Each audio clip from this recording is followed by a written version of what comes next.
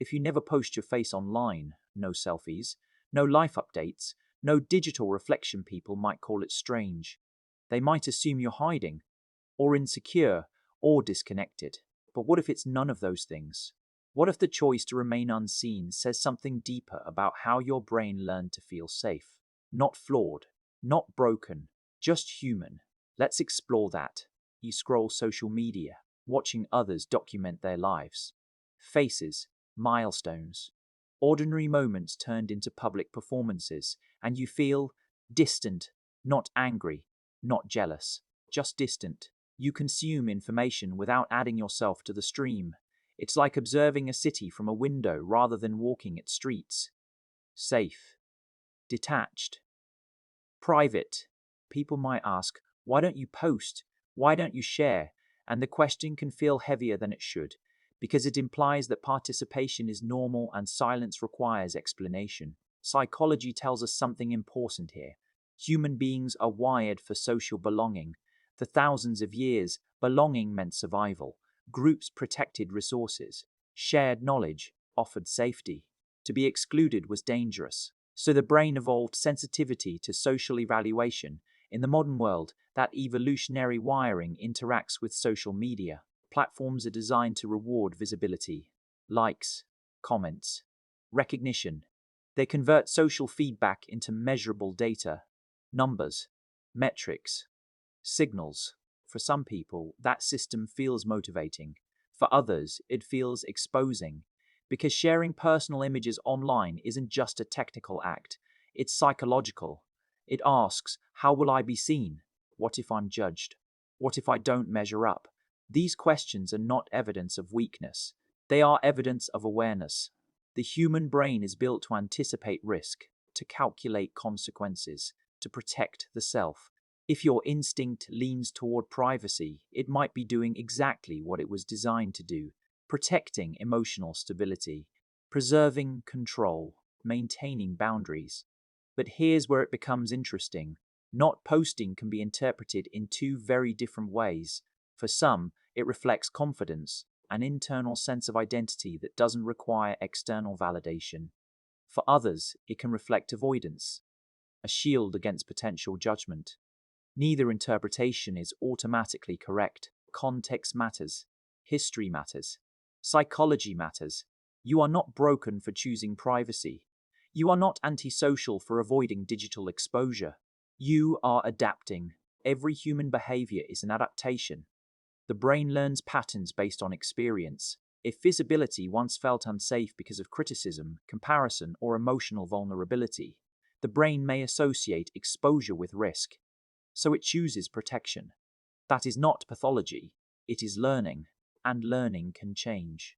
This reframing is important because labeling privacy as dysfunction creates shame, and shame rarely leads to growth.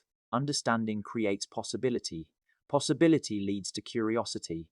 Curiosity leads to insight. Let's go deeper. Psychologists describe a concept called the spotlight effect. It refers to our tendency to overestimate how much others notice us. Imagine walking into a room with a small stain on your shirt. You might feel like everyone sees it, like it defines how they perceive you.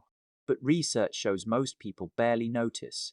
They are focused on their own experiences, their own concerns, their own internal narratives. The spotlight effect exists because human attention is self-centered by design, not in a selfish way. In an evolutionary way, your brain prioritizes information relevant to survival and identity.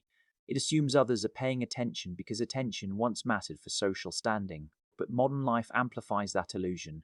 Social media creates environments where attention is measurable, visible, quantified. A like count is not neutral data, it becomes a psychological signal. Approval, rejection, comparison.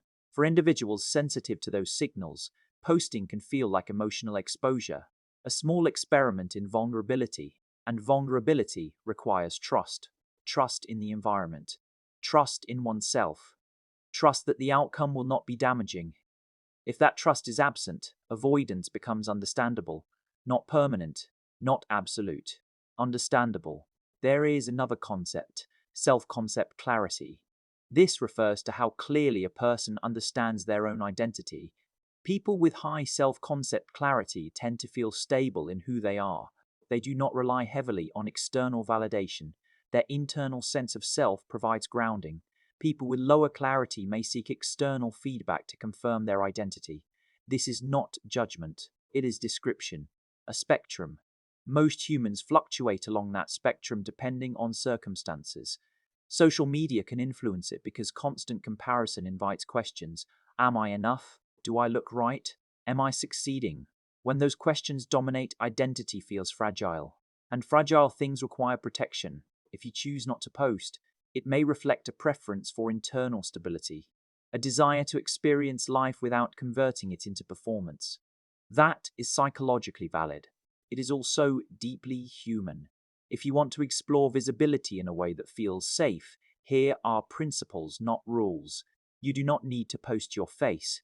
You do not need to announce personal details. Visibility can begin with low-risk expression, a comment, a thought, a perspective. Why it works, the brain learns through gradual exposure. Small experiences reduce perceived threat over time. Real-life example. Sharing an opinion in a discussion forum without attaching personal images. A like is not proof of worth. A lack of likes is not proof of failure. Feedback reflects reaction, not inherent value. Why it works. Cognitive psychology shows that beliefs about self-worth shape emotional responses. Real-life example. Viewing social media engagement as data, not judgment. Privacy can be preference. Avoidance can be fear. Both are valid starting points, but they lead to different outcomes. Why it works. Self-awareness is the foundation of behavioral change. Real-life example. Asking yourself, am I choosing privacy or running from discomfort? If you believe others will judge you, test the assumption, not by forcing exposure. By questioning certainty. How do you know what others think? What evidence exists? What evidence contradicts it? Why it works. Cognitive behavioral psychology demonstrates that examining thoughts reduces their emotional power. Real-life example. Writing assumptions in a notebook and evaluating their accuracy. You do not owe the internet your image. You do not owe strangers access to your life. Boundaries are signs of self-respect.